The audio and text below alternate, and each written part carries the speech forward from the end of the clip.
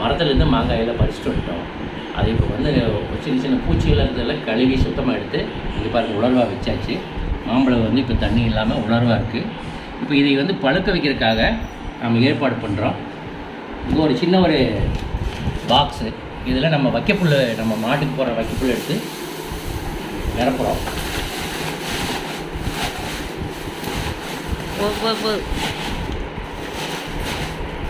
இதுக்குள்ளே நம்மளோட மாங்காய் எல்லாமே அடுக்கணும்.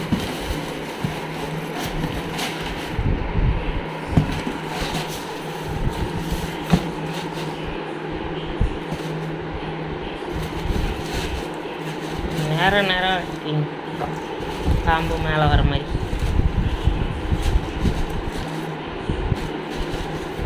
காம்பு மேலே இருக்கிற மாதிரியே பார்த்து அடிக்கிங்க, அப்போ தான் வந்து ஆக்சிஜன் அதில் கிடைக்கும்.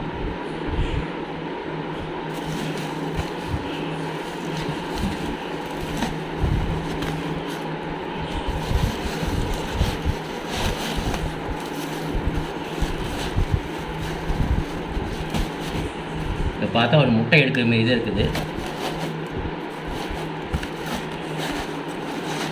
இவ்வளோதான் பிடிக்குது. அடுத்து ஒரு லேயர் போட்டு கொஞ்சமாக போட்டு இன்னொரு 3 பழம் தான் இருக்குது. ஒரு மாங்காய் தான் இருக்குது.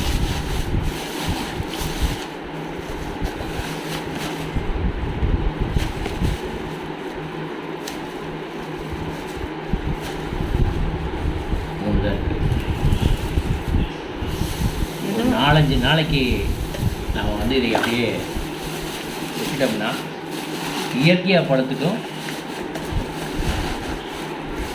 சூடு கிடைக்கும்.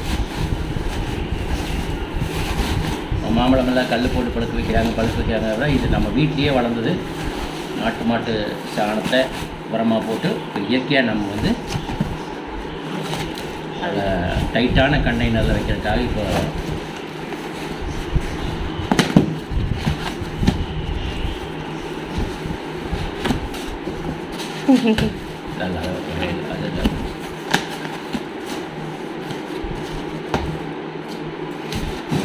அது கடையில் விடணும். நான் அப்படி பிடிச்சிக்கிறேன். இது வந்து ஒரு நல்ல ஒரு வெதுவெதுப்பான ஒரு சூழ்நிலைக்கு கொண்டு வந்தாச்சு. இது ஒரு 4-5 நாள் கழித்து பார்க்குறப்போ பழுத்துடும். அவ்வளோதான். வெயிட்டுக்கு ஒரு வெயிட்டை வச்சு நாங்கள் அப்படியே ஒரு இடத்துல வைக்கிறோம். இது வந்து இயற்கையாக பழுக்க வைக்கிறதுக்கு உண்டான முறைகள்.